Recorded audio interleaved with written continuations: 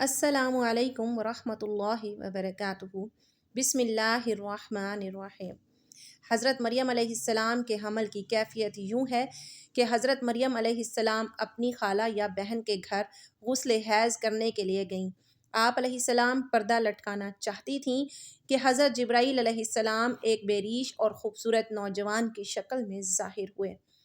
حضرت مریم علیہ السلام نے دیکھا کہ یہ نامحرم میری طرف متوجہ ہے، تو حضرت مریم علیہ السلام نے اس سے فرمایا، میں پناہ مانگتی ہوں تم سے ساتھ اللہ کے، اگر تو پرہیزگار ہے۔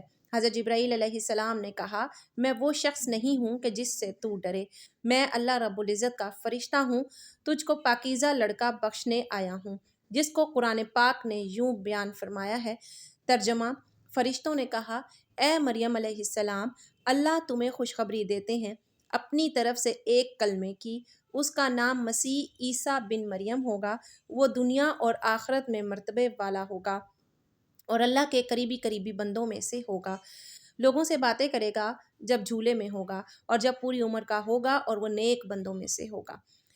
حضرت مریم علیہ السلام نے جواب دیا، میرا بیٹا کیسے ہوگا کہ مجھے کسی بشر نے ہاتھ نہیں لگایا اور میں بدکار عورت بھی نہیں ہوں۔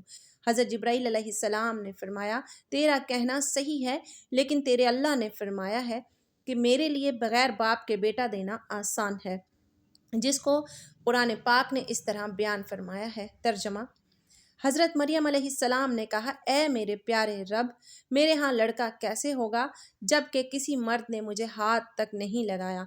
اللہ رب العزت نے فرمایا، اسی طرح اللہ پیدا کرتا ہے جو چاہتا ہے، جب وہ کسی کام کا فیصلہ کر لیتا ہے تو اس کو کہتا ہے ہو جا، تو بس وہ ہو جاتا ہے۔ بی بی مریم علیہ السلام کو اس وقت اتنی بڑی بشارت دی گئی کہ وہ نبی ہوگا، بنی اسرائیل اور تورات اور انجیل کا عالم ہوگا، اور وہ بڑے معجزوں والا ہوگا، جس کو قرآن پاک نے یوں بیان فرمایا ہے۔ ترجمہ: اور اللہ اس کو کتاب اور حکمت اور تورات اور انجیل سکھائے گا، اور وہ رسول ہوں گے۔ بنی اسرائیل کی طرف حضرت عیسیٰ علیہ السلام کی پیدائش۔ غرض یہ کہ تمام بشارتوں کے بعد حضرت جبرائیل علیہ السلام نے حضرت مریم علیہ السلام کے گریبان میں روح مبارک کو پھونک دیا، جس سے فی الفور حمل ٹھہر گیا۔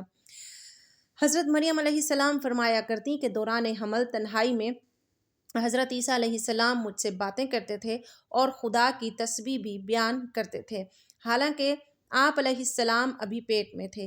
حضرت مریم علیہ السلام اور آپ کی خالہ صاحبہ جب آپس میں ملاقات کرتی تھیں تو ایسا معلوم ہوتا کہ خالہ کے پیٹ کا بچہ یعنی حضرت یحییٰ علیہ السلام بھانجی کے بچے یعنی حضرت عیسیٰ علیہ السلام کی طرف جھکتا ہے، یعنی کہ سلام کرتا ہے۔ یوسف نجار جو بی بی مریم علیہ السلام کے ماموں کا بیٹا تھا، وہ بیت المقدس میں عبادت کرتا رہتا تھا اور کبھی کبھی حضرت مریم علیہ السلام کو خالہ کے پاس پہنچاتا تھا۔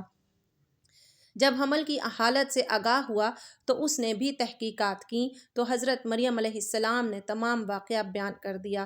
جب ولادت کا وقت آ گیا تو حضرت مریم علیہ السلام کو قدرتی ندا ہوئی کہ اس شہر سے باہر چلی جاؤ، اگر تیری قوم تجھ کو اس حالت میں دیکھے گی تو تجھ کو اور تیرے فرزند کو قتل کر ڈالے گی۔ حضرت مریم علیہ السلام بما یوسف نجار بیت المقدس سے روانہ ہو گئیں۔ حضرت جبرائیل علیہ السلام ان کی راہ پر تھے۔ جب 2 فرسنگ راہ قطع کی تو بیت اللہ میں پہنچے، وہاں بشدت درد سواری سے اتریں اور پشت مبارک ایک خشک خرمے سے لگا بیٹھیں۔ تفسیر حقانی میں ہے کہ ایک پرانا مکان تھا جس میں خشک کھجور کا ایک درخت تھا، جس سے ٹیک حضرت مریم علیہ السلام نے لگائی۔ پھر بغیر تکلیف کے حضرت عیسیٰ علیہ السلام پیدا ہوئے۔ اس وقت حضرت مریم علیہ السلام نے عرض کیا کہ اے کاش میں اس حال سے پہلے ہی مر جاتی اور نسا نسیہ ہو جاتی۔ حق تعالیٰ نے ملائکہ کو بھیجا اور اپنے فضل و کرم سے وہیں ان کے پاؤں کے نیچے پانی کا چشمہ ظاہر کر دیا۔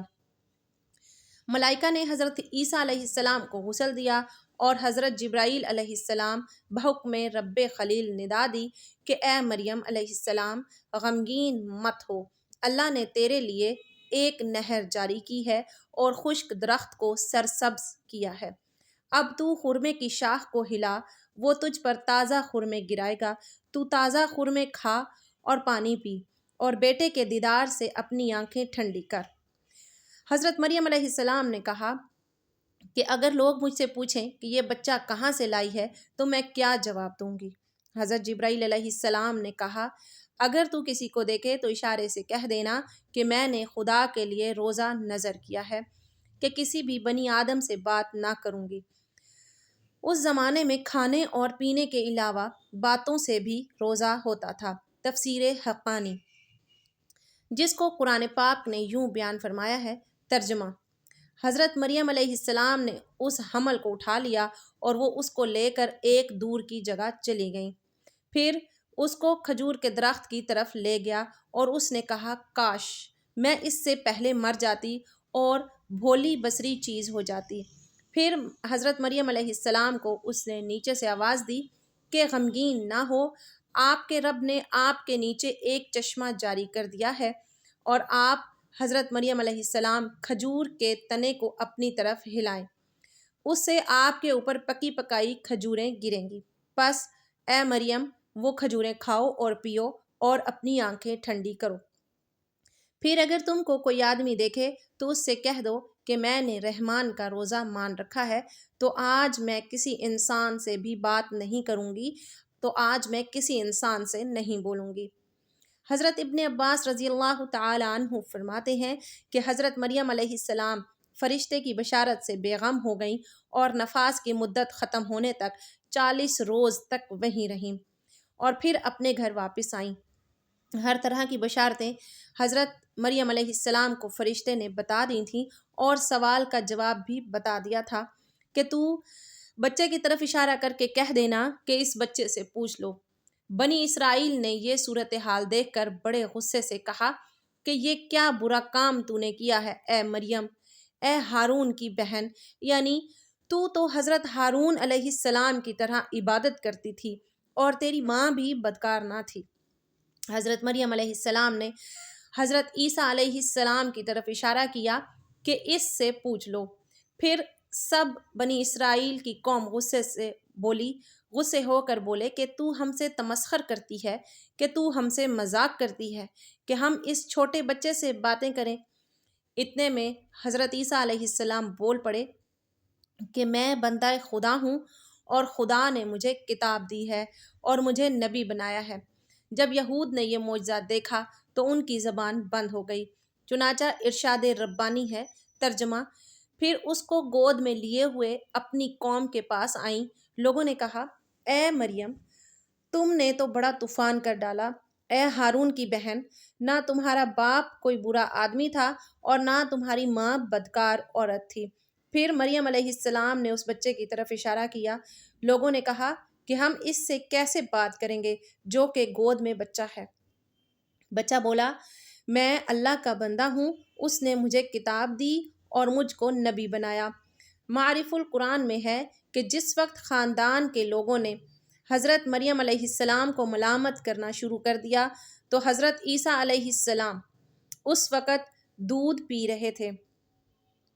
جب انہوں نے یہ سنا تو دودھ حضرت عیسیٰ علیہ السلام نے چھوڑ دیا اور اپنی بائیں کروٹ پر سہارا لے کر ان کی طرف متوجہ ہوئے اور انگشت شہادت سے اشارہ کرتے ہوئے کہا کہ میں خدا کا بندہ ہوں۔ اس سے پہلے ہی لفظ میں حضرت عیسیٰ علیہ السلام نے اس غلط فہمی کو دور کر دیا کہ اگرچہ میری پیدائش ایک معجزانہ انداز سے ہوئی ہے مگر میں خدا کا بندہ ہوں تاکہ لوگ میری پرستش میں مبتلا نہ ہو جائیں، تاکہ لوگ میری عبادت میں مبتلا نہ ہو جائیں، تاکہ لوگ میری پرستش نہ کرنے لگ جائیں۔ ان الفاظ میں حضرت عیسیٰ علیہ السلام نے اپنی شیر خوارگی کے زمانے میں اللہ کی طرف سے نبوت اور کتاب ملنے کی خبر دی۔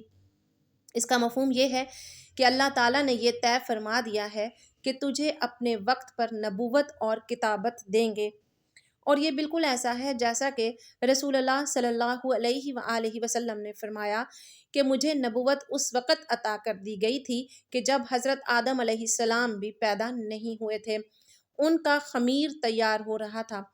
اس کا مطلب بھی ظاہر ہے کہ اس کے سوا نہیں کہ عطائے نبوت کا وعدہ جو حضور صلی اللہ علیہ وآلہ وسلم کے لیے قطعی یقین نہیں تھا، یہاں بھی اس یقین کو عطائے نبوت کے لفظ ماضی سے تعبیر کر دیا گیا ہے۔ عطائے نبوت کا اظہار کرنے سے ان لوگوں کی بدگمانی رفع کر دی گئی، ان لوگوں کی بدگمانی دور کر دی گئی کہ میری والدہ پر بدکاری کا الزام لگانا سراسر غلط ہے، کیونکہ میرا نبی ہونا اور مجھے رسالت کا ملنا اس بات کی دلیل ہے کہ میری پیدائش میں کسی گناہ کا دخل نہیں ہو سکتا۔ ناظرین، کمنٹ باکس میں اللہ تعالیٰ کے 99 ناموں میں سے ایک نام ضرور ٹائپ کیجئے گا۔ شکریہ۔